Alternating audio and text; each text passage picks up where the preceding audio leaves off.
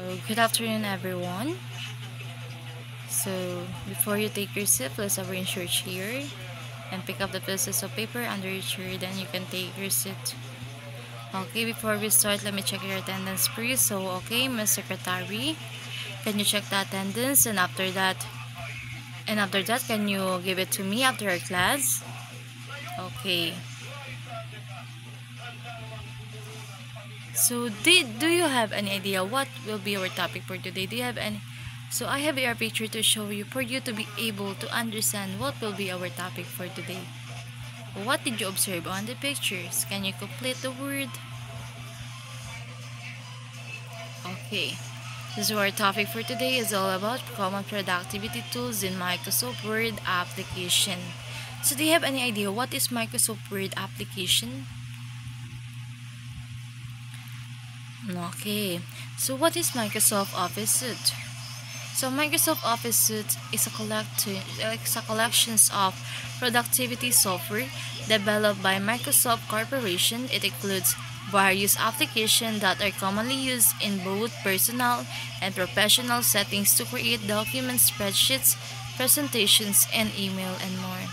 So here in Microsoft Office Suite, dito lahat dina-download yung mga Microsoft Word, Microsoft Excel, Microsoft PowerPoint, and anything na pwedeng ma-document. And also, that create documents, dito makikita nyo dito yung create documents, yung mga spreadsheet, presentation, and emails, and more. So, what is Microsoft Word? So, Microsoft Word is word processing software applications developed by Microsoft. It is part of Microsoft Office Suite, which also include programs like Excel, PowerPoint, Outlook, and other. So, Microsoft Word is a processing software application. Ito yung mga processing software application na where we encode or save or share a file for print. Dito tayo gumagawa para printed or something. So, Microsoft Word is one of the most widely used word processing programs globally and offers a range of features for creating, editing, formatting, and sharing documents. Okay, let's proceed. So here are some use of Microsoft Word. So we have creating document. Word allows users to create various types of documents, such as letters, resumes, reports, essays, and more.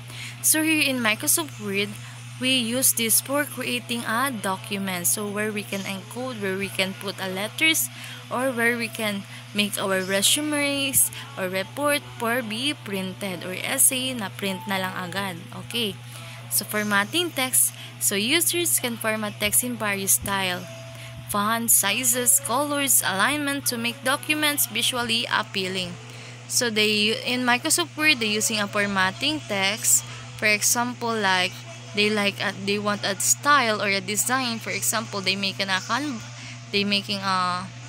like for editing. For example, the title, they make it the font so big and the body so small, and the title of that, they have a styles, we have a Roman alignment or something, some styles and size. Tapos ginagyan nila ng color para ma-visually appealing, para ma-attractiveness, para magandang tingnan. So editing and proofreading. Word provides tools for editing and proofreading documents, including spell check, grammar checks, and thesaurus. So, dito naman, sa editing and proofreading, meron dito sa Microsoft Word na i-check yung if tama ba yung grammar mo. I-check yung spelling. So, sometimes if mali, nagiging red. And minsan naman, nagiging blue. If hindi mali, wala siyang line sa baba.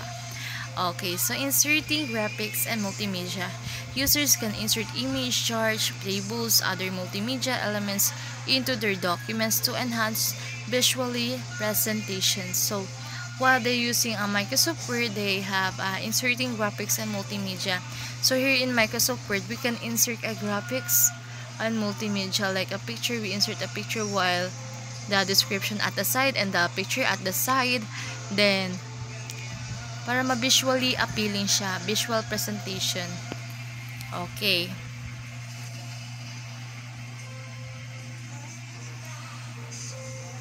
So, collaboration. Word offers features for collaborative editing, allowing multiple users to create on the same document simultaneously and track changes made by different users. So, collaboration. So, for example, collaborations like the other person, they can share their file. So, even though the person using the phone and then share it to the laptop file, so what you see in the phone, you can see in the laptop. Kung anong format nakita nyo sa cellphone, yun din yun sa laptop. Okay, this is the same lang. So, pwede siyang i-share and multimedia like still track changes and made by different users. So, pwede siyang gamitin ng ibang users. And, kung ano, kahit i-edit niya sa kabila, yun sa niya shinare, hindi na masisira yung sa kabila. Okay. So, printing and sharing. So, documents created in Word can be printed directly or shared electronically via email, cloud storage services, or sharing links. So, here we can print. Ito talaga usually ginagamit natin for printing the Microsoft Word and sharing of documents or files. So, overall, Microsoft Word is a versatile and powerful tool for creating and managing various types of documents, making it an essential application for visually businesses, students, and professionals.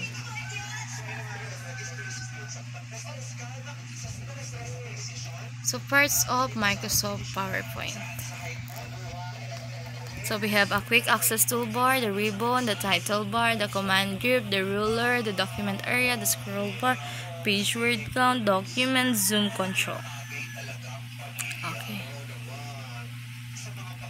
So, what is quick access toolbar? So, the quick access toolbar is one of the Microsoft Word window 2019 most important parts.